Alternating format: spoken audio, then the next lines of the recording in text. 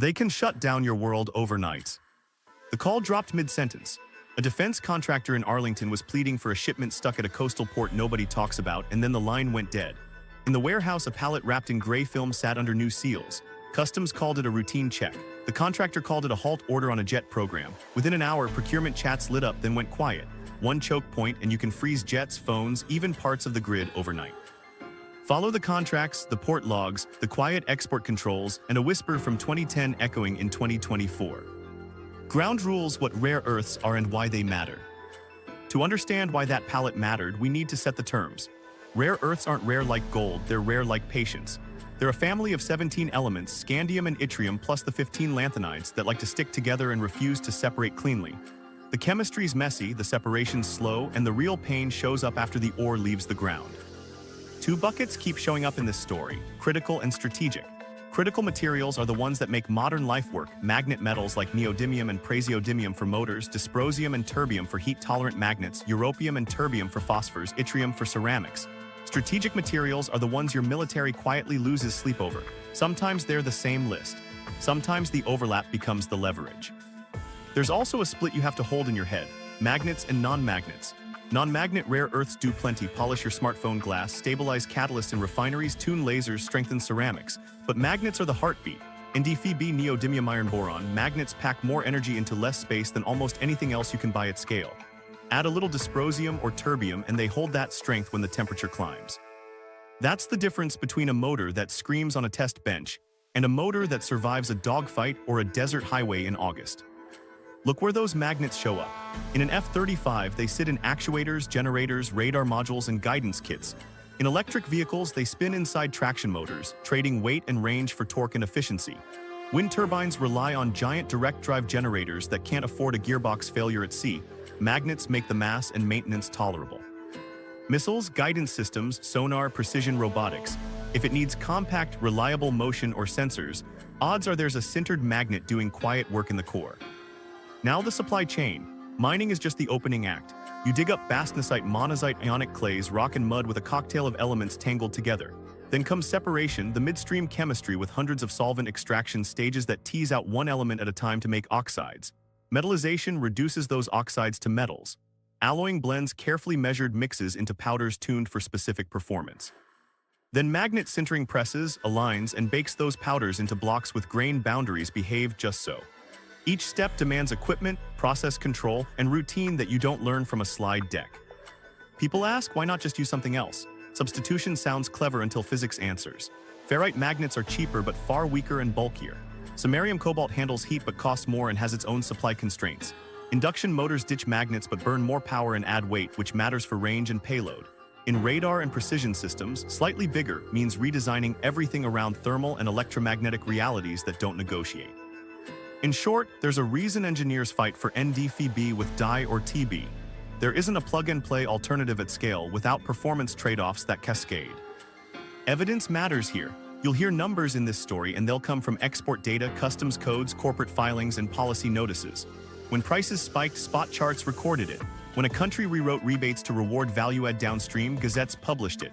When a defense program slipped a waiver into a contract, budget lines named it. We're not here for hype, we're following the paperwork. Now the layers must be seen as a system. Mines without separation don't break dependency.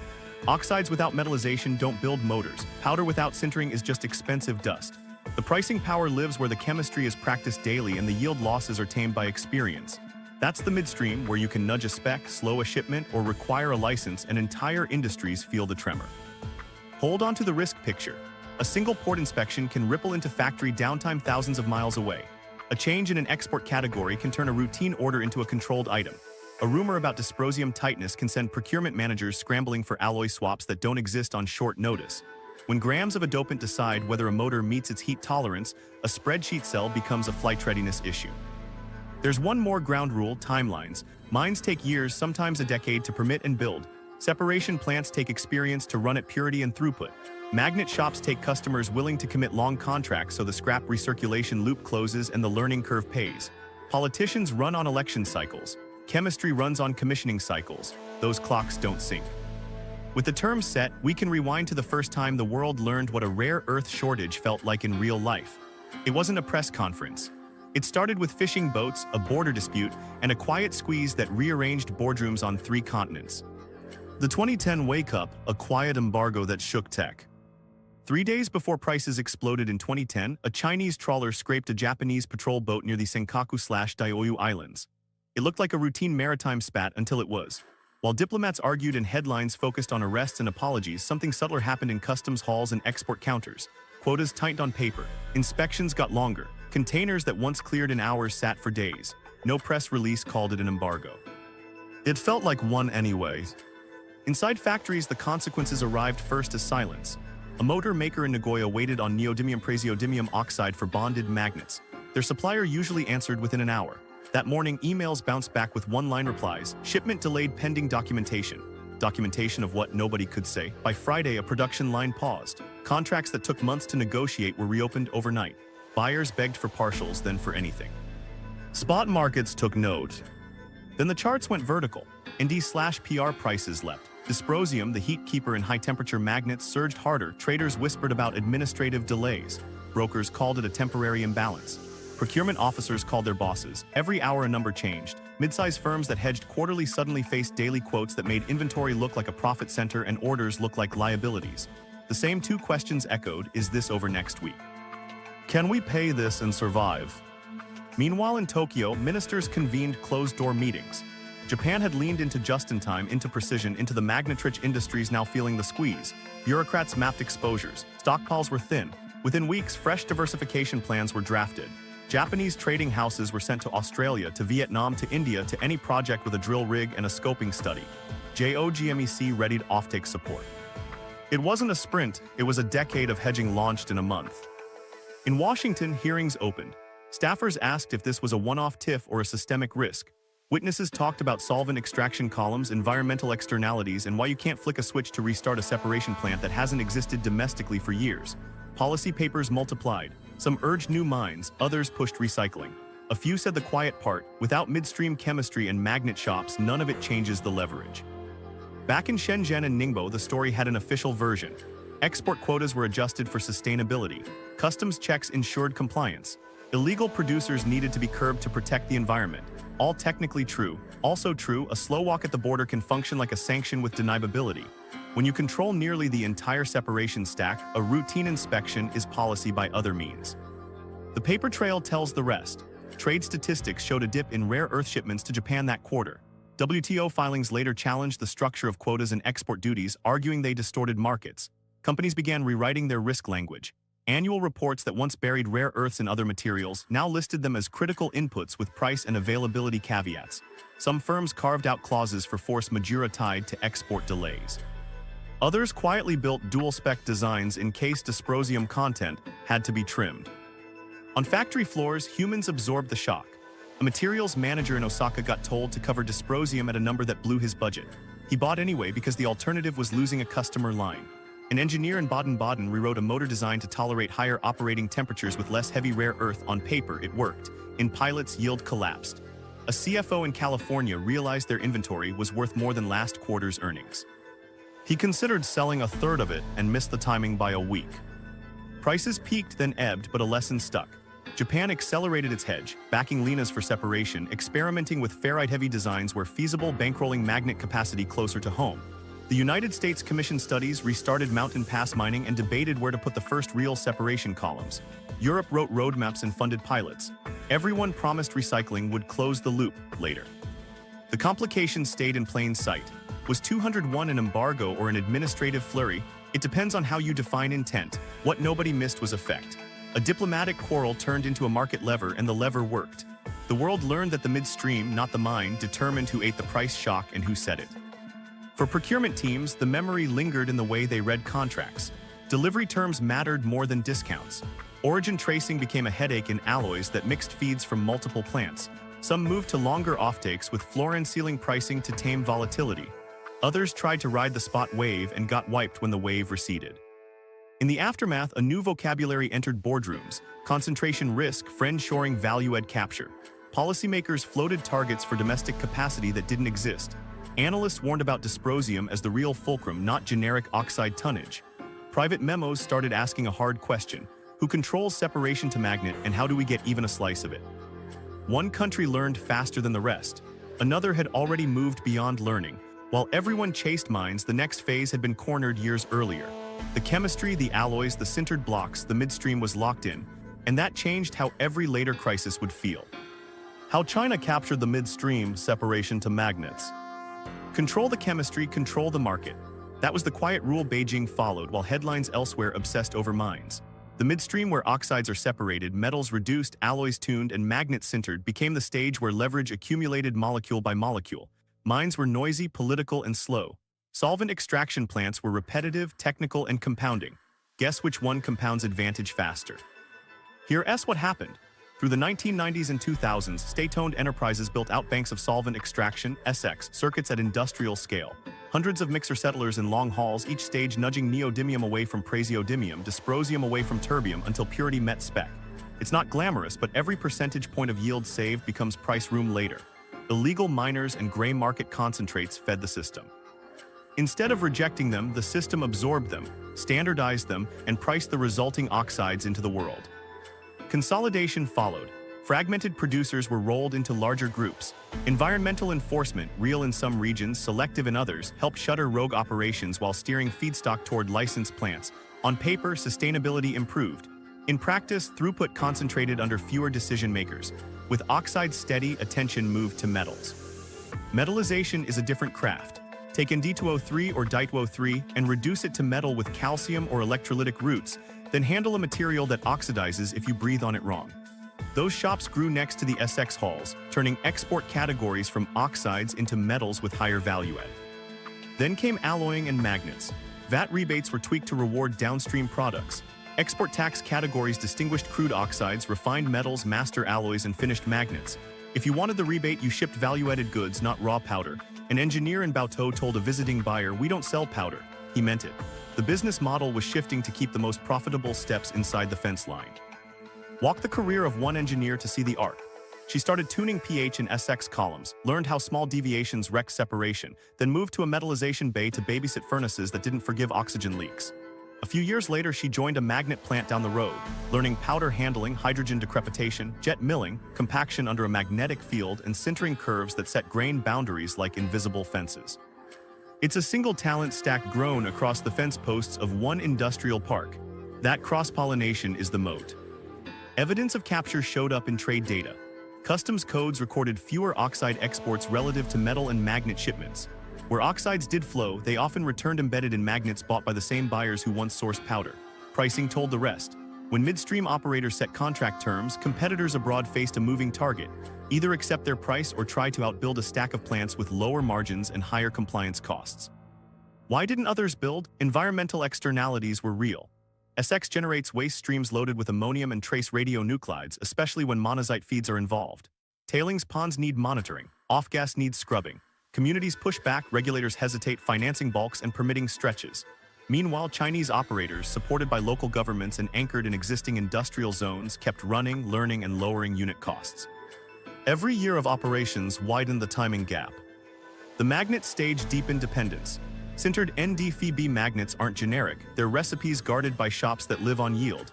Press orientation, grain growth inhibitors, dysprosium diffusion at the grain boundary, each trick pulls performance up or alloy cost down. A 0.5% improvement in yield can turn a marginal shop profitable. Those incremental wins came from thousands of lots, from scrap recirculation knowledge, from knowing which batch of Nd metal behaves differently on a humid day. You can't shortcut that with a press release. Price-setting power followed.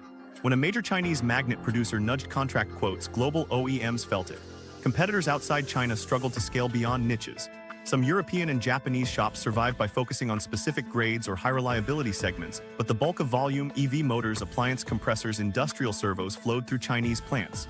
OEM dependency deepened not just on price, but on lead times and engineering support. Design for manufacture calls started happening at times that matched Beijing's clock.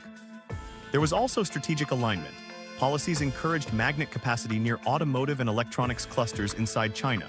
When an EV program needed millions of rotors, the magnets could be trucked across a city, not shipped across an ocean.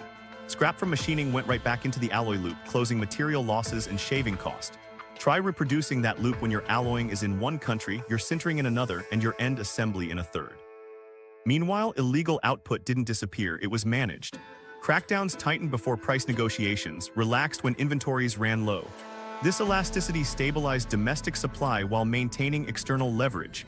Foreign firms complained about unpredictability. Domestically, planners called it flexibility.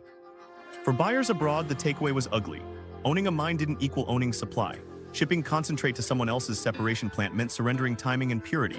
Even when oxides were secured, metal capacity elsewhere was thin and alloy know-how was scarce. Magnet shops outside the system faced worker shortages, safety hurdles around fine powders, and IP thickets. When they finally shipped product, they discovered their scrap rates erased the thin margin they forecasted. The midstream capture wasn't an accident.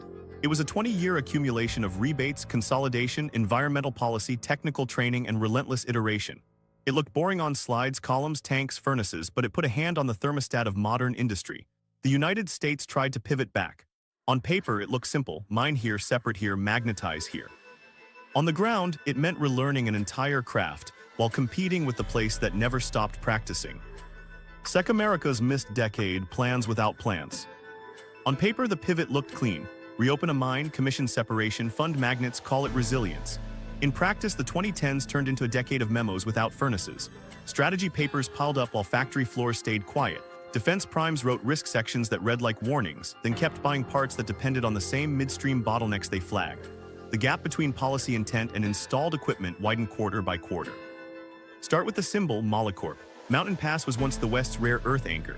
After prices spiked in 2010-2011, money flooded in. Investor decks promised a mine-to-oxides revival with proprietary process tweaks. Bulldozers moved, tanks went up. A glossy commissioning date circled on slides, but chemistry doesn't follow investor calendars. Startup issues stacked: impurity management, reagent recycling, tailings handling, and off-spec oxides that forced rework. Costs ran ahead of revenue. When prices retreated from their peak, the spread that justified the build evaporated. The boom turned to bust. Bankruptcy followed. The ore body stayed, the balance sheet didn't. Mountain Pass restarted under new ownership, leaner and more cautious. Mining resumed, concentrates flowed, but the next link, domestic separation at full purity and throughput, lagged. For long stretches, concentrate or partially processed product shipped overseas for midstream finishing, then value-added material returned as imported metals, alloys, or magnets. It looked like progress from a distance. Up close, it was circular dependency wearing a hard hat. Corporate filings told the story between the lines. Capital expenditure promises slid from commissioning this year to expanded trials next year. Commissioning dates moved right. Pilot plants became semi-permanent, their temporary skid piping lingering as a monument to pilot forever syndrome. The humans behind those pilots rode the roller coaster. Chemists hired into scale-up got laid off when cash ran thin, then rehired when a grant landed, then reassigned when management pivoted to a narrower scope.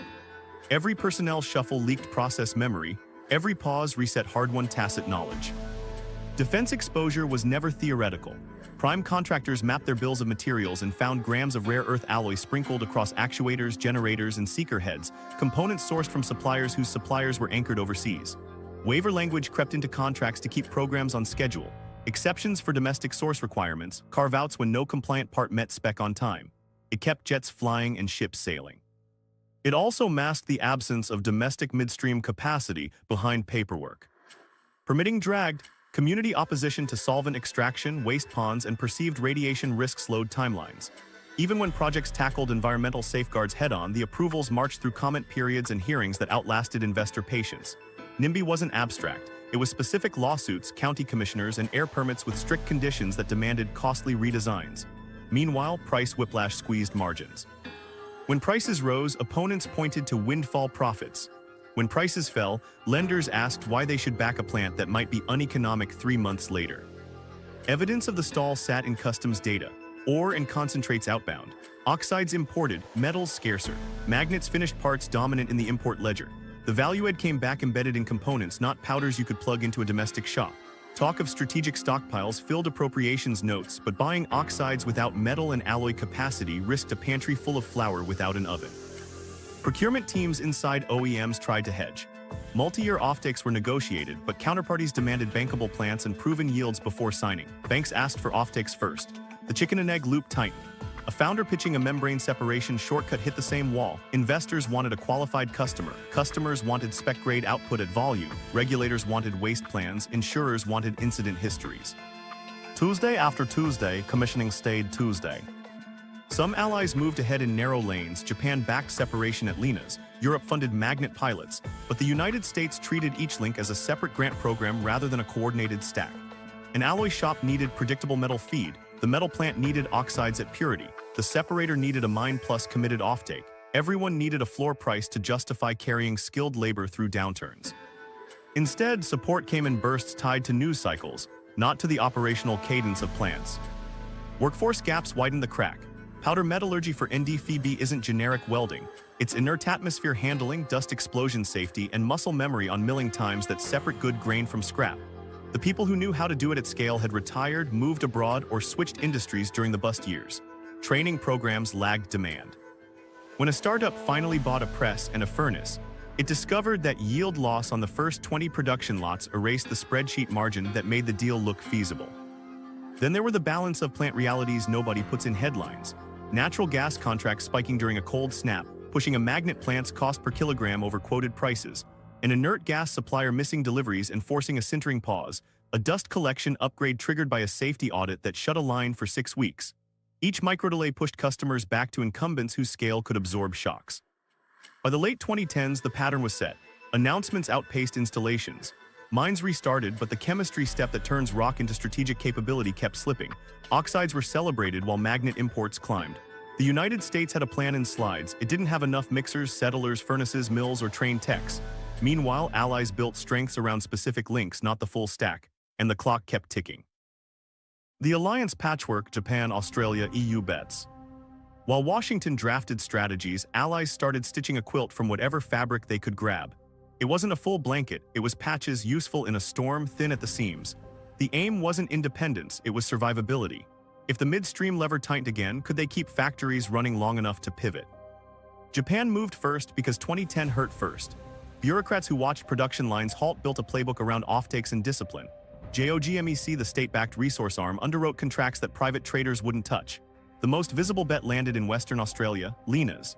Japan didn't just talk diversification, it prepaid, co-structured, and guaranteed demand for separated oxides to break free of one choke. Lenas built a separation plant in Malaysia, shipped ore from Mount Weld, and delivered NdPr oxides into Japanese hands. It wasn't flawless. Politics around waste streams in Kuantan flared repeatedly, but product flowed. For Japan, that flow was oxygen. Japan also nudged magnet capacity at home. Big conglomerates focused on high-reliability grades. Smaller shops supplied niche components, but the heavy-volume grades EVs needed remained tricky. Post-2010, Japanese OEMs experimented with heavy rare earth thrifty designs, flexing grain boundary diffusion to cut dysprosium while keeping coercivity. It stretched tonnages, not eliminated them. Procurement officers sat between engineering asks and market realities. One miscalculated delivery window on a magnet alloy, and a customer line slipped a quarter. Australia leaned into geology and separation. Its comparative advantage was rock and rule of law. Mount Weld for LREs, Ionic clay prospects for HREs surfaced, though few cleared hurdles. Canberra backed projects with grants and permitting lanes, aiming to become the non-Chinese feedstock hub. But the midstream problem lingered. Separation expertise takes time. Lenas had it, most newcomers didn't. A few sought joint ventures to bolt on processing. Others shipped concentrates outward, repeating the trap with nicer flagging. Europe drafted roadmaps. Brussels published strategies, then more strategies with targets for magnets in gigawatts of wind and millions of EVs. The EU's Critical Raw Materials Act named numbers for domestic capacity and diversified supply. Member states funded pilot lines, small sintered NdFeB plants, anisotropic bonded magnet lines, research into hot deformed routes. The aim was to revive powder metallurgy muscle memory, one cohort of technicians at a time. German, French, and Nordic consortia tried to knit universities, OEMs, and capital around a few real factories. Evidence of the patchwork shows up in deal sheets. Geopolitics co-signed offtakes that smoothed Lenas's revenue line. The EU dangled important projects of common European interest to justify state aid for magnet facilities. Korea quietly scaled sintered capacity for appliance and auto components, focused on competitive mid-grade output. These weren't headlines, they were contracts with penalties, floors, and delivery windows that matter more than slogans. Then the logistics monster showed its teeth. A single plant can become a continent's single point of failure. Malaysia's waste politics threatened Lenas's throughput more than once. Mitigation plans bought time but kept risk alive. A German magnet pilot lost a quarter to a gas price spike, then again to a furnace parts delay. An Australian port strike shoved concentrate shipments 2 weeks right, and by the time product landed, a buyer had tapped a Chinese supplier to fill an emergency gap. The patch held, but the seam creaked. Procurement officers lived in spreadsheet triage. One sat at a desk in Tokyo juggling 5-year offtakes with a clause that required prepayment during price dips. It protected the producer's cash flow but locked the buyer into carrying inventory just as finance cut working capital. Another in Munich missed a magnet alloy slot. By the time the board approved the contract, the supplier sold the slot to an EV program. He settled for a lower grade plus a thermal redesign and lost 2% efficiency across a product line.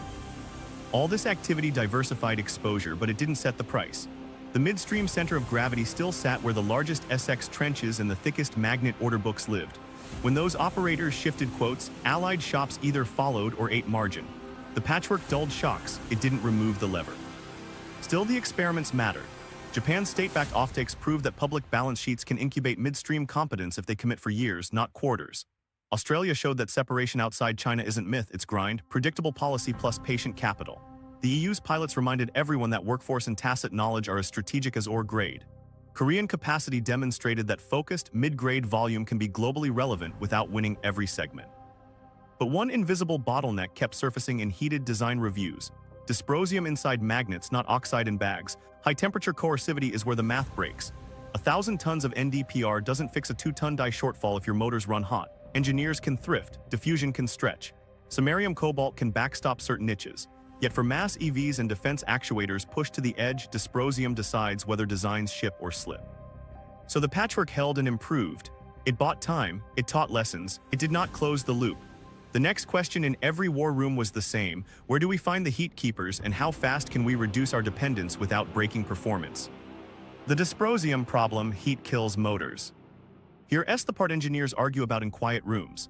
Neodymium iron boron magnets are strong, compact, efficient, and fragile to heat. As temperature climbs, magnetic coercivity falls. That's when dysprosium and terbium step in. A few percent added to the alloy or diffused along grain boundaries keeps the magnet's domain walls from flipping when everything runs hot. Without die or TB, a fighter's actuator drifts, an EV motor derates on a summer grade, a missile seeker loses lock. Heat kills magnets, dysprosium buys them time. Look at the spec sheets. A common high-energy grade at room temperature looks invincible on paper. Slide the curve to 150, 180, 200 Celsius and the safety margin erodes. Coercivity drops, remnant sags, and the irreversible loss line creeps closer. In a lab, you can baby a magnet. In a jet intake or an EV tunnel, the environment laughs at you. That's why designers guard thermal headroom like fuel. They know one hard cycle at temperature can scar a magnet forever. The industry tried 3 main workarounds. First, diffusion. Instead of loading the whole alloy with dysprosium, which drags down magnet strength, you paint die onto the grain boundaries and push it inward at heat. Grain boundary diffusion targets the weak spots where reversal begins. It's elegant, reduces total die content, and relies on closely held process know-how. Coating uniformity, time temperature profiles, and post-diffusion cleanup to keep conductivity and eddy losses in line. Second, finer microstructures. Grain refinement, controlled milling, and hot deformation or HDDR, hydrogenation, disproportionation, desorption, recombination, create anisotropic grains that pin reversal more effectively. Done right, you raise coercivity without drowning the alloy in heavy rare earths. Done wrong, you trigger yield-killing variability. The difference lives in powder handling and furnace discipline measured in minutes and millikelvin. Third, substitution and thrifting. Designers push NdFeB grades with less or zero die for cooler-duty motors and move samarium, cobalt into places where heat is relentless. SMCO handles temperature better, but energy density is lower and cobalt markets bring their own volatility. Induction motors ditch magnets entirely at the cost of efficiency and mass. That's fine in buses with space, not fine in a stealthy drone or a compact AWD e-axle chasing range. The patent landscape reflects the scramble. Clusters around die diffusion, grain boundary modifiers using Ku, Al, and Ga, and process controls that optimize coercivity at high temp all point to a single priority: keep the magnet strong when it's blistering. You can read the intent and application wording: improved irreversible loss at 180 C, reduced HRE consumption while maintaining HCJ. The physics isn't fooled by phrasing. Heat still wins unless chemistry and microstructure fight back. Now the geology problem. Heavy rare earths, die and TB, don't travel with Nd and Pr in the same proportions. Light RE-rich carbonatites can shower you with NdPr and still starve you of die. The best die sources often come from Ionic clay deposits in southern China and parts of Myanmar, where adsorption clays let you leach HREs with relatively simple chemistry, and where environmental and governance risks rise fast. Outside those belts, viable HRE deposits are rarer, smaller, or locked behind higher cost separation. Even when you find dye, prying it apart from neighbors demands longer, nastier solvent extraction trains. Every stage adds loss in cost. That scarcity turns dysprosium into a lever with tiny tonnage and outsized consequence. We're talking low thousands of tons globally in a good year, allocated across EVs, industrial drives, defense, medical equipment. A few hundred tons of tightness can reroute entire product plans.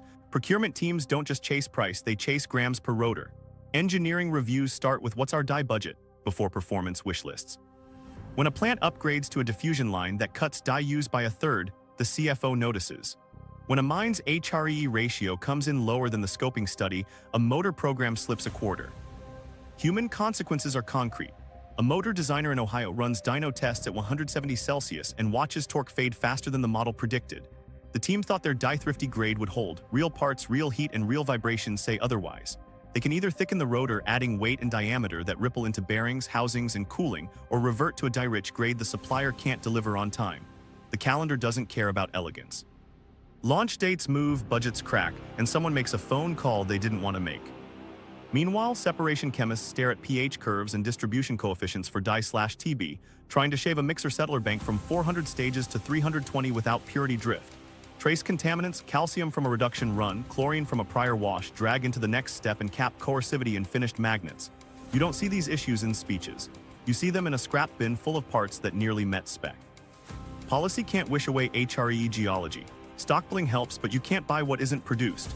Recycling promises relief later once end-of-life magnets come back in volume and cleanly. Today's flows are small, mixed, and often contaminated. Die-bearing scrap is worth chasing, but disassembly and purity protection steal margin. For now, the safest reductions come from process innovation, diffusion, and microstructure, paired with hard choices about where SMCO replaces NdFeB in the hottest niches. The strategic insight is blunt. The world can add LRE capacity fast enough to flood NdPr oxides. That doesn't fix high-temperature magnets. Dysprosium remains the fulcrum. A supply chain with plenty of NdPr and a die drought is still a chain you can choke with a rumor, a license, or a port delay. And the hotter our machines run, the tighter that grip feels. The recycling mirage, why the circular pitch falls short. Recycling sounds like the escape hatch. Close the loop, harvest end-of-life motors, pull back the rare earths, and break the dependency. On slides, it's elegant. On loading docks, it falls apart. The near-term math refuses to cooperate, and the physics punishes shortcuts. Start with the feedstock. The magnets you want aren't sitting in neat bins. They're entombed inside compressors, hard drives, speakers, traction motors, servo drives, glued, potted, coated, sometimes micro-sized, sometimes welded into assemblies. Collection programs struggle to find them, let alone extract them cleanly.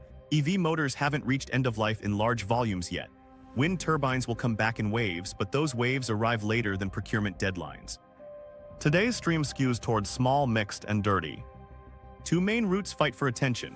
The first is brute force, shredding. You shred devices, magnet and all, then try to recover rare earths from a cocktail of steel, copper, plastics, and oxides. It's fast and cheap per kilogram processed, but impurities creep in immediately.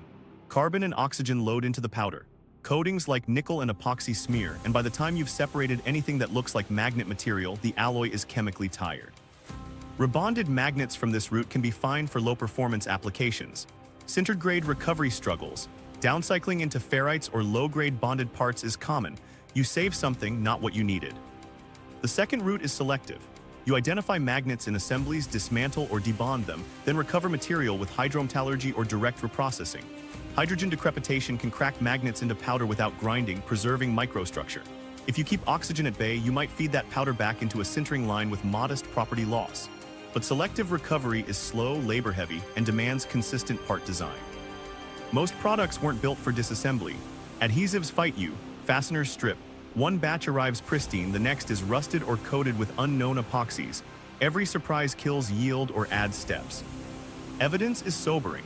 Recovery rates that hit 90% in lab papers slip to 60–70% in plant trials once variability walks through the door.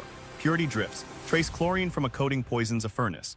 Carbon content hikes coercivity variability. Recovered powders blend into virgin feed at low ratios to keep specs, which means your recycled magnet might be 20% post-consumer at best. Life cycle assessments tout energy savings compared to primary production, but those models assume steady quality and access to concentrated waste streams. Field reality rarely matches. A recycler I spoke with rented an extra warehouse because prices dipped. When oxide prices fell, offtake contracts evaporated.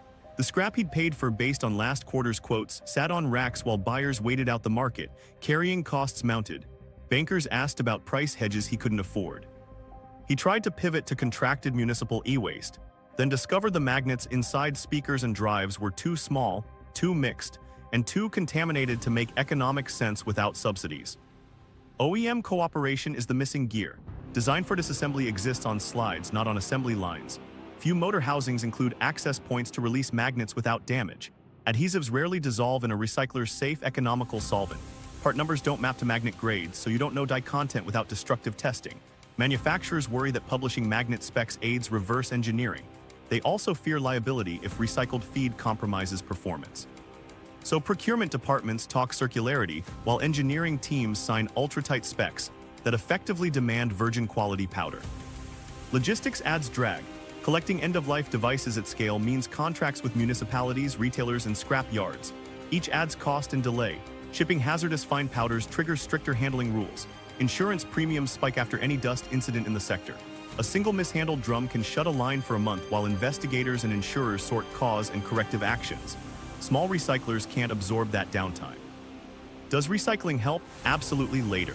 When EVs and turbines hit retirement in volume, magnet-rich streams will justify dedicated dismantling lines and selective recovery cells tuned to known designs. Direct recycling, where you keep alloy chemistry and microstructure intact, promises better economics than dissolving everything into a generic rare earth stew. But that promise matures in the 2030s, not in the procurement cycle that decides next year's fighter readiness or an automaker's model launch. In the near term, recycling acts like a pressure relief valve, not a replacement pipeline. It shaves peaks, feeds high-value niches, and supplies R&D batches. It does not free you from midstream chemistry or dysprosium scarcity. Worse, when prices dip, recycling starves. When prices spike, collection lags. The countercyclicality is brutal. Plants built for the peak sit idle in the trough. Workers drift away just as you need them trained. The strategic takeaway is to right-size expectations. Fund targeted programs, magnet takeback for industrial drives, design standards that mandate removable magnet modules, data tags for alloy grades, and safety frameworks for fine powder handling. Pair these with offtake floors that de-risk downtime. Treat recycled feed as a premium, spec-critical supplement to virgin supply, not a silver bullet. Security hawks read the same ledger and shift focus. If recycling won't rescue readiness now, stockpiles, waivers, and carve-outs must buy time. The circular pitch keeps a seat at the table, just not the gavel.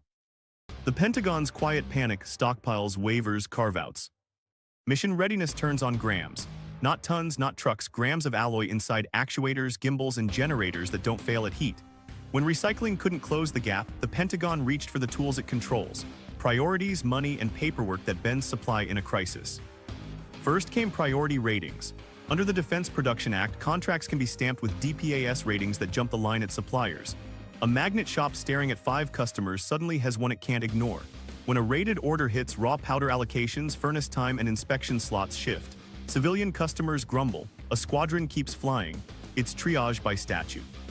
Then came cash. Title III of the DPA isn't just a phrase in hearings. It's grant money and cost sharing aimed at capacity gaps the market won't fill fast enough. Separation pilots got funded. Metallization bays added furnaces.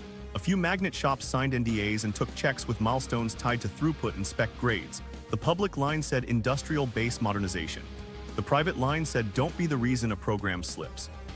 Budget lines tell the trail.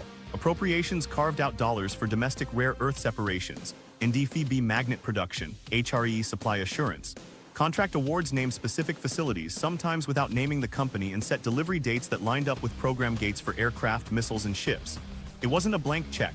Miss a purity mark or a commissioning date, lose the tranche. Program managers flew out for site walks that looked more like inspections than courtesy calls. Meanwhile, waivers multiplied. Domestic source requirements exist for a reason, but when the only compliant part doesn't exist at scale, the rule gives way to readiness. Carve-outs allowed limited foreign content in alloys or components if no domestic equivalent could hit spec in time. Lawyers wrote clauses that bounded risk. Logisticians used them to keep timelines intact. To the outside, it looked like weakness. Inside, it was the only way to avoid a grounded fleet over a missing heat-tolerant magnet. On the flight line, the human reality was uglier. A supply officer in a fighter wing learned the new definition of cannibalization. When one aircraft's generator failed and a replacement was weeks out, maintainers pulled the part from another jet waiting on a different issue. They kept the mission-capable rate up by playing musical chairs with components. Every swap burned labor hours and morale. Every missing shipment turned into a debate about which squadron gets priority. Tracing origin inside alloys became a puzzle with too many missing pieces. A sintered magnet might include ND metal from one plant, dye diffusion powder from another, and machining scrap recycled on-site into the next lot. Certificates of analysis list chemistry and properties, not the border each atom crossed. When policy drew lines around adversary content, compliance teams had to map supply in a fog. Some programs tightened acceptable sources to a short, painful list. Others accepted plausible provenance and focused on performance. Allies complicated the equation. A part made in a friendly country might still contain alloy from a source on the wrong side of the threshold. Guidance tried to separate manufactured in from origin of content. In practice, vendors did what they had to do, promise reasonable assurance, improve documentation, and hope the next audit didn't catch an unavoidable impurity. Compliance paralysis became its own risk. A magnet that met every spec could still be stuck in limbo over a checkbox. Stockpiling was the blunt tool everyone understands. The Defense Logistics Agency bought oxides and metals where it could, favoring documented origin. A few programs negotiated direct stocks of finished components, magnets, actuators, gyro assemblies, stored under climate control with serialized tracking. It worked until a redesign shifted dimensions and the stock no longer fit. Oxides aged fine, parts aged into obsolescence. Narrow victories stacked quietly. A domestic metallization line hit purity at scale after too many restarts. A magnet shop qualified a dye-diffused grade for a hot actuator and locked in a multi-year order with a floor price that finally justified hiring and training. A separation plant added a mixer settler bank and crossed a throughput that unlocked a second customer. Each win shaved dependency points that never make a press conference. The fragility remained. Export controls abroad moved up the value chain, licensing requirements for magnet powders, outbound investment reviews for joint ventures, tool export bans for atomizers and mills. Freight forwarders rerouted containers 3 times to avoid sudden paperwork traps, costs ballooned, planning horizons shrank. The Pentagon pushed longer offtakes with price bans, trying to give suppliers a runway. Suppliers asked for indexation to power and gas so one cold snap wouldn't erase margins. Readiness metrics improved, then slipped, then improved again. The quiet panic never vanished. It settled into a new operating rhythm. Program managers learned to schedule around chemistry. Contracting officers learned to write clauses that paid for idle capacity as insurance. Engineers learned to specify alternate grades with defined performance penalties rather than wish lists that collapsed under supply stress. Across the Pacific, startups promised disruption and ran into old chemistry. The Pentagon watched, wrote options into contracts, and kept the waivers warm. Interim resilience arrived in grams, in clauses, in warehouses. Long-term security still waited on the same answer as always, a full stack that runs every day under its own power. New entrants, old chemistry. Can startups break the grip? Venture decks promised a shortcut through a maze built over decades. Founders walked into rooms with a slide that said no solvent extraction, and investors leaned forward. The pitch was simple: swap columns and caustic waste for membranes, ionic liquids, smarter controls, get to spec faster, cheaper, cleaner. The physics listened, then asked for proof at scale. Membranes were the first darling. In lab cells, selective transport teased apart ND from PR with neat current efficiencies. At beaker scale, the curves behaved. Then pilots went from liter per hour to ton per day aspirations, and foolants showed up. Organic residues from upstream, trace phosphates from a different ore, and the membrane's selectivity drifted. Flux dropped, cleaning cycles multiplied. A process tuned to one feed needed retuning for the next. Investors heard platform. Engineers heard bespoke. Ionic liquids drew the second wave of excitement. Designer solvents promised sharper separation with less waste and tighter pH windows. On paper, distribution coefficients sang. In practice, water crept in, viscosity spiked at low temperatures, and material costs gnawed margins. Fire marshals raised eyebrows at inventories. Recycling ionic liquids back to spec required purity policing that mirrored solvent extraction's discipline, just with pricier molecules. The waste changed character, the control challenge didn't vanish. AI joined the cast as the universal fixer. Process control layers on top of legacy chemistry can help, no question. Better sensors, faster feedback, and predictive maintenance stretch uptime and hold purity bands tighter. One startup bolted advanced controls onto a legacy SX train and wrung out 2 percentage points of yield, gold in a low-margin world. But AI didn't make a short train do a long train's job. You still needed stages, residence time, and steady feeds. Models hate surprises, or specialize in them. Mine-to-magnet integration became the third pitch. Own geology, process it in-house, cast alloys, sinter magnets, sell to auto and defense customers, close the loop, capture margin. The slide glow was strong. The ground truth was hard. A Texas pilot line hit 98% of a spec and couldn't clear that last impurity at volume. A European venture nailed alloy chemistry but lost control of particle size distribution in jet milling. Coercivity swung batch to batch. An Australian team's hot deformed magnets looked great in prototypes, then cracked under vibration in the first customer's test rig. Each failure lived at the interface between it works and it works every day. Evidence lives in the throughput numbers nobody likes to share. Pilots that ran kilograms per day aimed for hundreds and discovered how heat balances break in bigger vessels. Energy intensity estimates rose when real duty cycles met real HVAC and vacuum draw. LCA claims assumed steady-state operation that commissioning rarely delivers for months. A founder joked about Forever Tuesday, the day before the day it all finally runs. By the third Tuesday, payroll was due and the offtake partner wanted signed data, not promises. Offtake was the wall most teams hit. Banks wanted guaranteed buyers. Buyers wanted qualified material at price and volume. Qualification meant sending multiple lots that matched spec across seasons. Every trace contaminant told a story. Calcium from an overreduced metal batch, chlorine from a rinse gone wrong, sulfur from a reagent change. Those traces capped magnet performance down the line. The OEM's materials team flagged it and the offtake slipped a quarter. When a startup did win, it was incremental.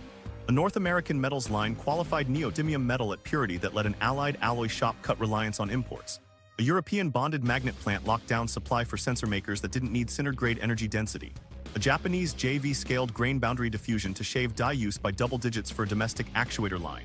Each win took years and landed inside narrow lanes where risk and reward matched. Meanwhile, price cycles didn't care about narratives. When NdPr softened, venture plans that penciled at peak unraveled. Projects paused, teams shrank. When prices rose, equipment lead times stretched and everyone chased the same furnaces and atomizers. Insurance costs, already high for fine powder handling, ticked higher after any incident anywhere. Compliance audits absorbed managerial time founders thought would go to R&D. Some teams tried licensing playbooks, package a separation tweak or a diffusion recipe and sell it into existing plants. It worked where the tweak fit the incumbent's flow and protected yield. It failed where IP paranoia met thin margins. The best startups learned to be humble vendors to the midstream, not its replacement. So can startups break the grip? Not in one leap. They can sand the edges, controls that hold purity tighter, membranes in specific cuts where foolants are known, Ionic liquid steps where reagent recycling is disciplined and volumes justify care, hot deformed routes that win in specific motor geometries, bonded magnet niches that free-sintered capacity for hotter duty. The strategic truth stays, old chemistry isn't obsolete, it's entrenched. New entrants earn their place by solving boring problems at scale day after day until pilot stops being a character in the story. While they climb, the quiet lever tightens. Export controls move up the value chain, powders, tools, capital. Startups adjust pitches from replace to embed, and buyers rewrite contracts to share risk. Headlines will keep promising breakthroughs. Plants will keep asking for yield. The new controls from ores to algorithms. Licenses used to sit on ores. Now they sit on powders you can't see and spreadsheets you can't audit. That's the shift. Controls climb the value chain, from rock in a truck to atomized alloy in a drum, to the rules that decide who can buy a mill to make that drum in the first place. Start with the taxonomy. Customs codes used to lump too much together. Then categories split: oxides as one basket, metals as another, master alloys a third, finished magnets a fourth. Each bucket carried different tariffs, rebates, and license needs. Overnight, the form you used last month no longer covered the order you placed this morning. An oxide flowed, a metal paused, a magnet powder required a letter you didn't know existed. On paper, it's clarity. In practice, it's a maze with moving walls. Export gazettes made it official. Notices announced licensing requirements for specific rare earth magnet powders and key alloys. The language stressed environmental protection, resource security, and industrial order. Companies that built schedules around 30-day lead times discovered that pending license can mean 30 days one quarter and 90 the next. Administrative completeness checks turned into a new step nobody could skip. And because the paperwork lives upstream, the delay cascades downstream. A rotor without magnets is a paperweight. Mirror moves appeared abroad. Friendly shoring initiatives nudged buyers to allied jurisdictions. Outbound investment reviews asked tough questions about joint ventures that moved sensitive know-how into gray zones. Trade ministries coordinated to define what counts as strategic tooling. A heat treatment furnace for high coercivity grades looks like a furnace. The wrong tariff code makes it a controlled item. Atomizers, jet mills, glove boxes, high-purity inert gas systems. Each one turned into a potential choke. Bureaucracy isn't abstract when you're moving containers. A freight forwarder in Busan rerouted 3 times in a week. First route, transshipped through a port that added a document requirement mid-voyage. Second route, flagged by a compliance engine for possible controlled powder. Third route, cleared, then held for an origin clarification that asked for ALA-level provenance. Storage charges stacked. The buyer ate demurrage fees that dwarfed the discount they negotiated last quarter. By the time the shipment landed, a competitor had paid more to get less and still beat them to the line. Compliance teams began living in scenario planning. One column mapped BIS rulings, another tracked FDI screens, a third followed allies' mirror tariffs, a fourth watched rumors that often proved more telling than rules. A guidance note in one country about monitoring exports of magnet manufacturing technology was enough to spook a supplier into freezing quotes until their lawyers caught up. The fear of being the test case became its own policy tool. Retaliation hovered. A Titan license here met a quality inspection campaign there. An outbound investment review heard in Washington echoed as a security assessment in Shenzhen. Shadow trade routes flourished through intermediaries that promised clean paperwork and delivered headaches when auditors unspooled the chain. Every extra node in the route added failure points. Every workaround raised insurance premiums. Underwriters widened exclusions for regulatory detentions, leaving CFOs to explain why a policy paid nothing for a container stuck 14 days at anchor. Volatility graduated from market feature to policy goal. When controls become variable by design, planning horizons shrink by necessity. Quarterly forecasts turned into monthlies, then into rolling 2-week windows that locked only when a license number hit the page. Procurement managers who once optimized price now optimized certainty. They paid premiums for guaranteed release dates, wrote clauses that penalized delay instead of discount, and pushed suppliers to hold buffer inventory backed by letters of credit. Not because it was efficient, but because it was survivable. Meanwhile, algorithms entered the fight. Compliance software scraped gazettes, customs feeds, and sanction lists, flagging HS code changes and license triggers. Buyers leaned on dashboards that scored risk for each SKU by route. It helped until rule sets contradicted. An AI that redlined a harmless oxide because a human mislabeled an alloy last month became a silent blocker. Teams learned to pair automation with a phone call to a human at a port who could tell them whether random inspections actually weren't. The controls hit people in small ways that don't make headlines. A plant planner skipped a weekend with his kids to resequence batches around a powder stuck for lack of a stamp. An export clerk rewrote the same commodity description in 3 dialects of legalese so 3 agencies could agree they were looking at the same drum. A magnet shop foreman ran a furnace overnight to take advantage of a license that expired at midnight, because restarting the clock meant missing a customer's milestone and triggering a penalty clause. Strategically, the message was clear: move up the value chain at home or accept a future of unpredictable paperwork. That's why allied capitals began aligning on code splits that mirrored capability, not geology. Friendly shoring turned from a slogan into a chart with ports, plants, and power contracts marked green or yellow. Tool export bans cut off the oxygen for future capacity in the wrong jurisdictions. Outbound investment reviews tried to prevent today's capital from building tomorrow's leverage against its source. None of this resolved the core physics. It bought time and imposed friction. It punished improvisation and rewarded boring reliability inside trusted networks. The cost was real: higher prices, longer lead times, thicker legal files. The benefit was also real: fewer surprises that end with a pallet under a new seal at a quiet port. Then the blackout arrived: one port, one storm, one inspection wave, and everyone felt how thin the buffer still was. Microcase the night Ningbo went silent. The first alert wasn't a headline. It was a weather ping: typhoon track bending toward Zhejiang. Operators at Ningbo watched wind fields and tide charts the way traders watch yield curves. A storm alone wouldn't kill throughput. Ports planned for wind. The problem was what came with it: inspections, power rationing, and a schedule that couldn't stretch without snapping someone's supply. Ships diverted first. AIS dots that should have marched into the Balen Channel hesitated, then arced south or held offshore. A bulk carrier with alloy feed idled in a holding pattern while the harbor broadcast a precautionary closure. Inside the free trade zone, warehouses pulled pallets off floors and wrapped racks in plastic. Magnet powder drums, sealed and argon flushed, waited for a window that kept shrinking. Then customs announced spot checks. It read like routine housekeeping: document audits, HS code verifications, safety reviews. On the ground, it felt like molasses poured into the gears. Containers flagged for inspection stacked into a new skyline. Exporters reprinted paperwork to match a recently split code for magnet alloys that yesterday counted as metals. A forwarder texted a buyer, "We need another certificate, the new form." The buyer asked which form. The forwarder sent a photo of a blank page. Power rationing hit next, just as the wind fell. Industrial parks got rolling blackouts to spare the grid. Plants that survived the storm shut lines in calm weather. A magnet shop night shift was told to go home at 8 p.m. and come back at 4 a.m. to catch a 2-hour allocation. 2 sintering runs died mid-cycle and turned into scrap. A foreman stood in a darkened bay, deciding whether to risk rework or call the customer and concede delay. Phones rang, some didn't connect. A procurement manager in Ohio dialed his usual number in Ningbo and heard voicemail in Mandarin, then English, then a beep. He tried WeChat, then email, then the personal line the sales engineer gave him last year for emergencies. Silence held. He checked vessel locations, saw his container listed at terminal, then inspection hold, then awaiting power. He forwarded screenshots up his chain. Finance asked about penalties. Legal asked about force majeure. Production asked if they should switch to the lower grade magnet and accept heat derating. He told them to wait 12 hours. He didn't sleep. Data caught up to feelings. AIS feeds showed dwell times climbing, yard cameras where you could get them captured stacks growing by the hour. A freight analytics platform pinged clients with a port stress alert. Traders watched spot quotes tick up within 48 hours. NdPr didn't move much. Finished magnets did. Dysprosium-bearing grades moved hardest. The market spoke, powder was trapped, not ore. Insurers noticed. Underwriters, already skittish about regulatory detentions, widened exclusions after a cluster of claims citing inspection delays linked to safety protocols. Premiums jumped on routes through affected terminals. One client tried to reroute through Shanghai, the slot was full. Another gambled on a smaller port and got flagged for transshipment risk by a compliance bot no human could overrule before it was too late. Plausible deniability stayed intact.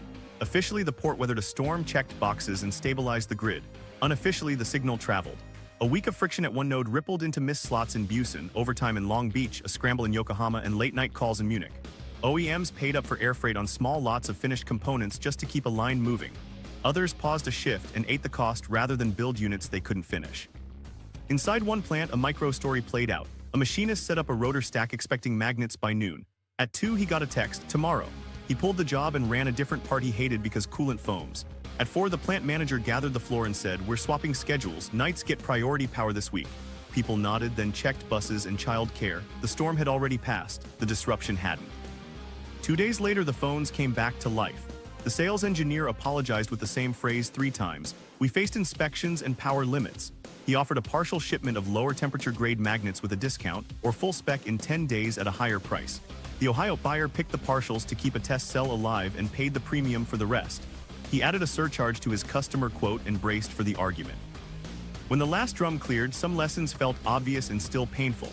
Single port dependence is a choice that turns weather into policy. Buffer inventory isn't waste, it's survival. Contracts need clauses that price certainty, not just material. But the biggest lesson wasn't logistical, it was psychological. 1 week of silence repriced risk across boardrooms that thought they'd diversified enough. In the aftermath, calendars filled with meetings about onshoring magnets. The question wasn't whether it could be done. It was whether anyone would carry the cost of building a shop that runs on boring days and keeps running on nights when typhoons bend and inspections land like a hammer. The magnet question, build it here or lose the race. The Ningbo silence turned one opinion into a mandate. Magnets have to be built inside allied walls or the rest of the plan is theater. Mines don't move rotors. Oxides don't steer missiles. Sintered blocks do.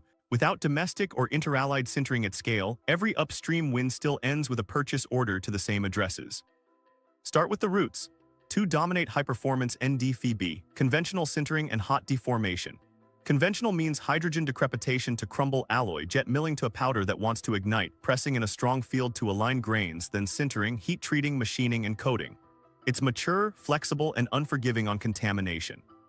Hot deformed magnets skip full sintering, make a nanocrystalline precursor by rapid solidification, then deform it under heat and pressure to induce texture. Done right, you get high strength with less heavy rare earth. Done sloppy, you get cracks and anisotropy that wander. HDDR sits between. Hydrogenation cracks the alloy, disproportionation breaks it into phases, desorption and recombination rebuild a fine-grained anisotropic structure. HDDR can produce powders for bonded or hot-pressed parts with excellent alignment. It's a craft. Temperature windows are narrow, hydrogen handling must be disciplined. A leaky seal becomes a batch of scrap in minutes. Each route demands different furnaces, tooling, safety layers, and technicians who have made the mistakes already and learned. Engineers chase coercivity targets against heat like climbers chasing a ridge.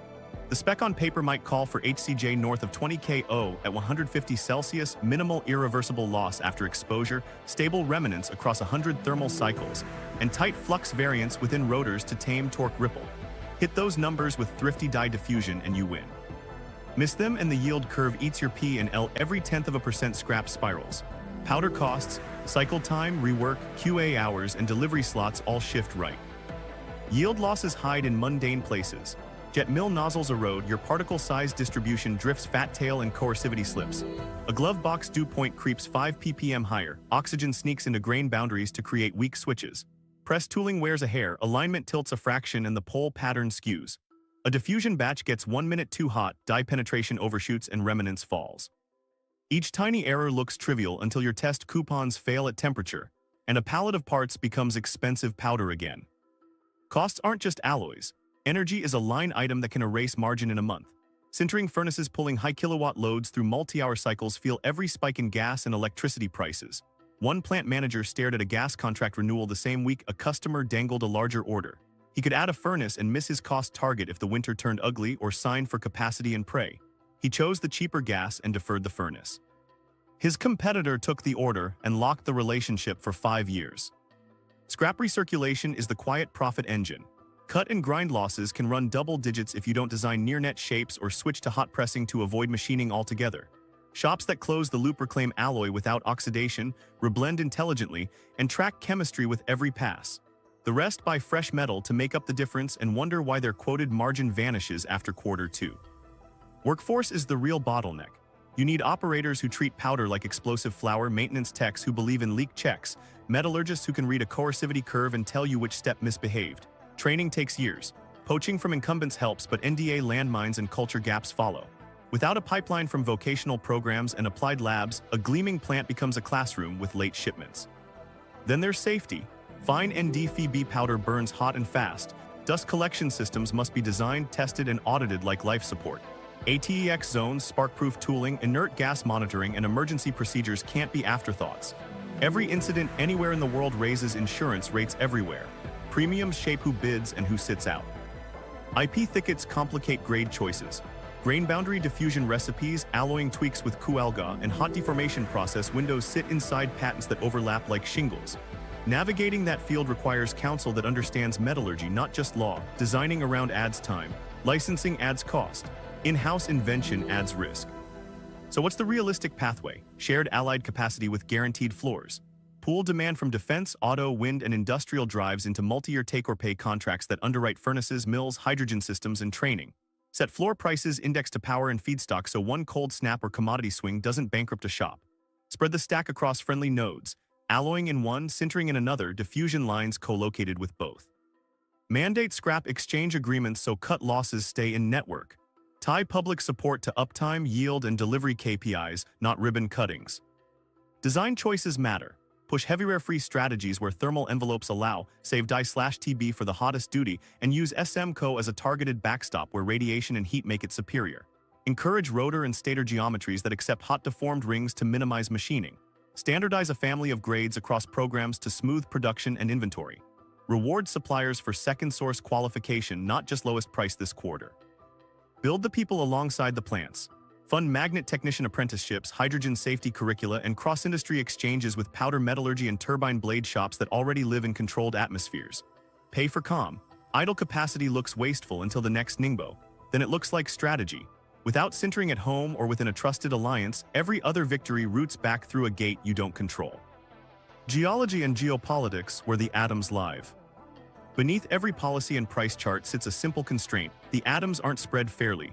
Geology drew the map long before we argued about supply chains. Metallurgy follows mineralogy, and mineralogy varies by deposit type. That's why some places churn out NdPr with ease and still choke on die. It isn't preference, it's rock. Start with the two families that really matter here: hard rock carbonatites and Ionic adsorption clays.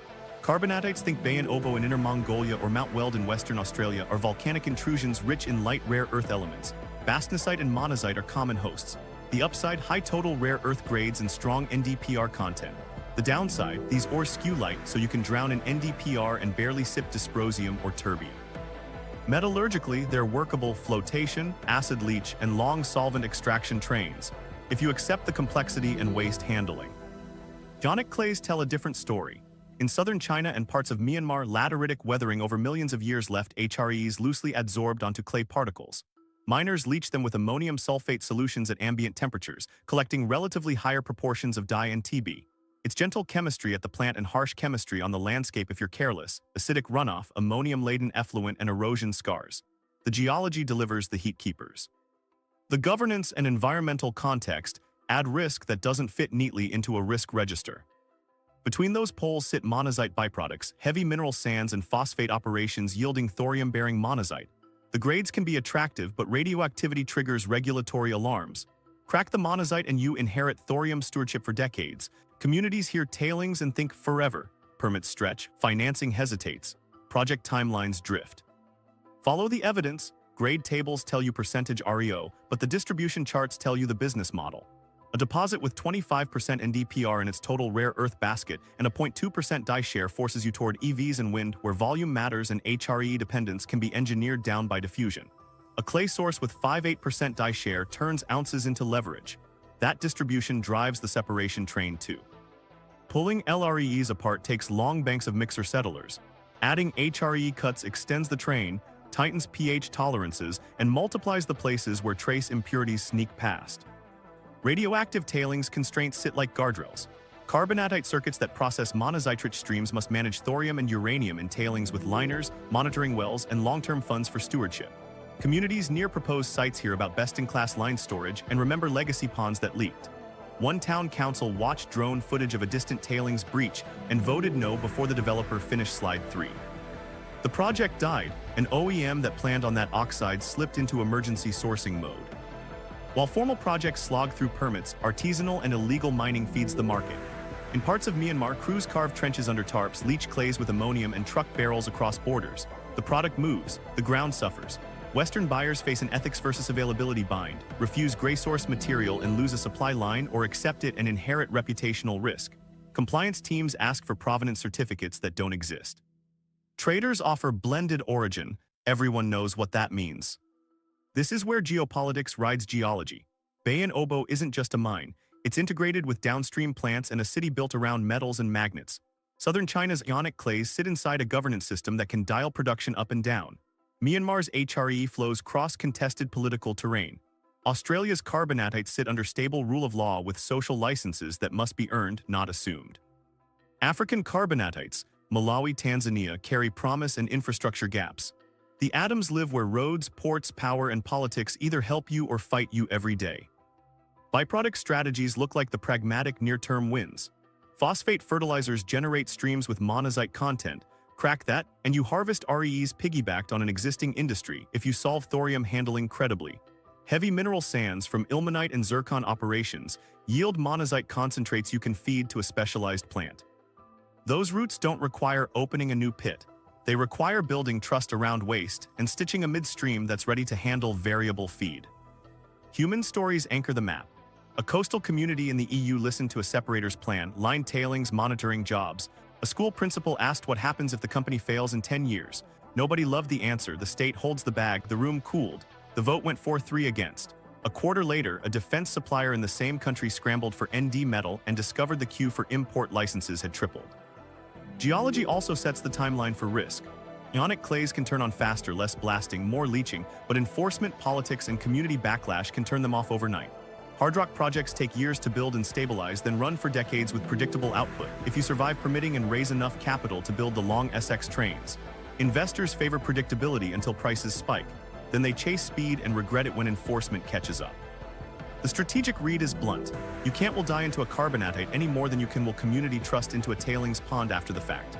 Portfolio thinking wins. LRE-rich hard rocks for volume, HRE-bearing clays or byproducts for coercivity insurance, and midstream designed to toggle between feeds without falling off spec.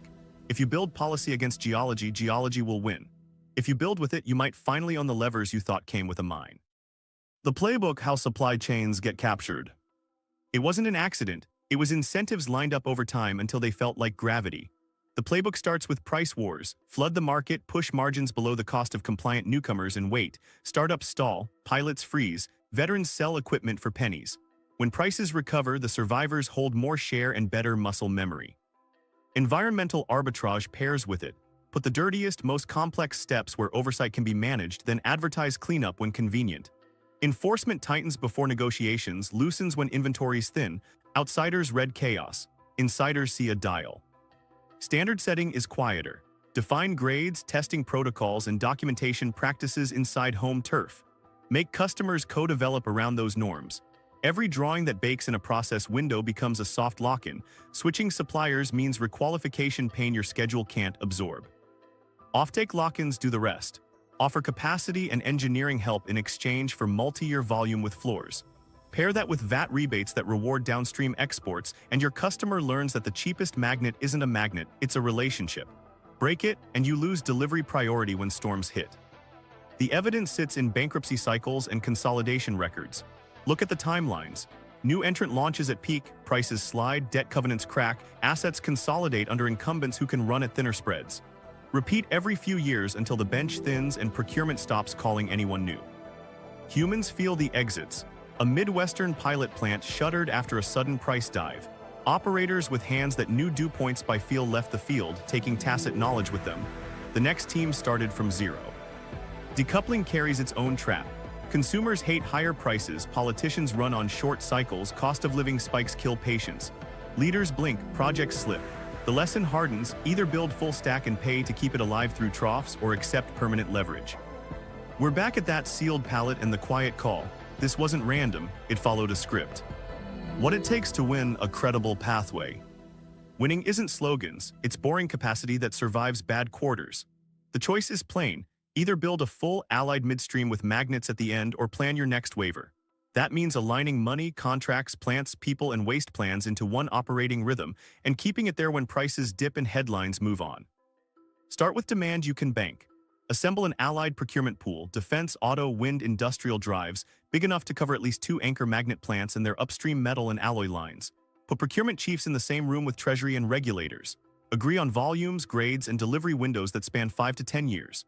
Wrap them in take-or-pay contracts with floor prices indexed to power, gas, and a rare earth basket. You're not chasing the cheapest quarter, you're buying a decade of uptime. Stack the production map like a relay, not a jumble. 1 or 2 separation hubs built on proven chemistry, sized to handle multiple feeds.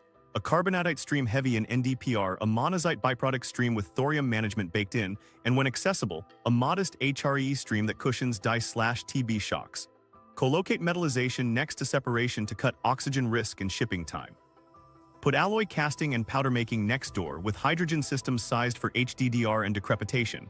Site sintering where power is reliable, labor pools exist, and safety governance is trusted by insurers.